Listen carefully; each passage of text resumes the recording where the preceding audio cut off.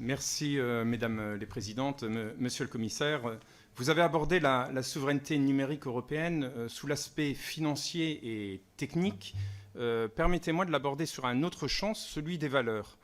Pour étayer mon propos, on a la Chine d'un côté qui a une approche plutôt, on va dire, totalitariste de la récolte des données, où là, les habitants sont amenés finalement à donner, même malgré eux, l'ensemble de leurs données. On a une approche américaine qui est plutôt une approche capitalistique, où les données sont récoltées et puis finalement vendues.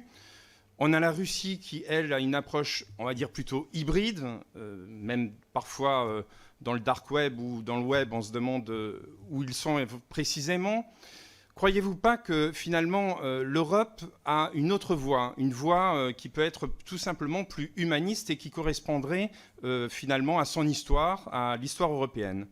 Donc ma question finalement c'est est-ce que pensez-vous pas qu'il serait nécessaire dans les paroles publiques d'aborder plus souvent ce champ des valeurs pour que nous puissions amener nos concitoyens européens à participer beaucoup plus à cette construction de la protection des données, mais aussi tout simplement pour participer à l'identité européenne à travers ce champ de valeurs du numérique?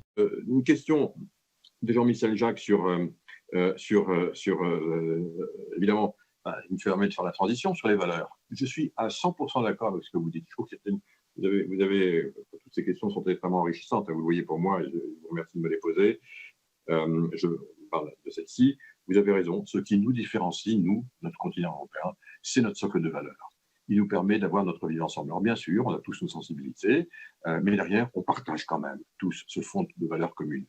Voilà. Et ce n'est pas les valeurs américaines, et ce n'est pas les valeurs autocratiques de régimes totalitaires d'autres continents ou d'autres pays.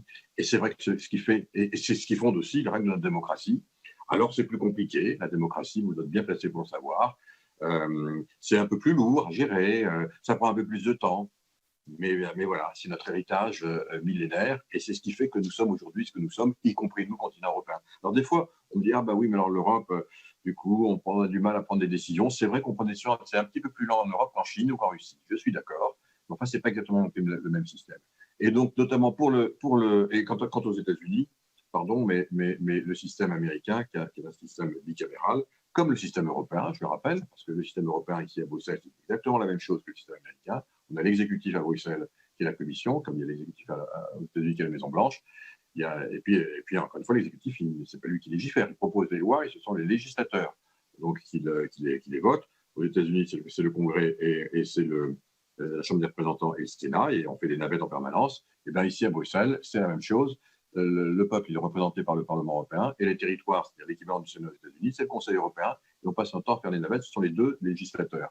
Et c'est vrai que ça prend un peu de temps de réunir à la fois le législateur qui représente les territoires ou les États, le Sénat aux États-Unis, le Conseil européen ici à Bruxelles, et le peuple, c'est-à-dire la Chambre des représentants et le Parlement européen. Mais à la fin, on a quelque chose de plus solide et de plus robuste, basé sur nos valeurs. Et bien oui, pour les données, vous avez parfaitement raison.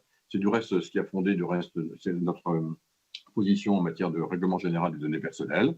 C'est parce que c'était assis sur nos valeurs qu'on a dit, ben voilà, nous, les données, c'est quelque chose qui nous appartient. Ça a une valeur. On ne peut pas nous les voler comme ça, on ne peut pas les utiliser pour nous contrôler. Et donc, on a commencé à mettre une valeur. Je me suis beaucoup battu là-dessus toute ma vie, avant même que je sois commissaire, pour précisément qu'on prenne conscience de ce que c'est que cette valeur, que ça nous appartient et qu'on ne peut pas l'utiliser contre notre gré et contre nous, et contre notre assentiment, comme dans les pays totalitaires, ou le monétiser comme aux États-Unis, sans même du reste nous demander notre avis.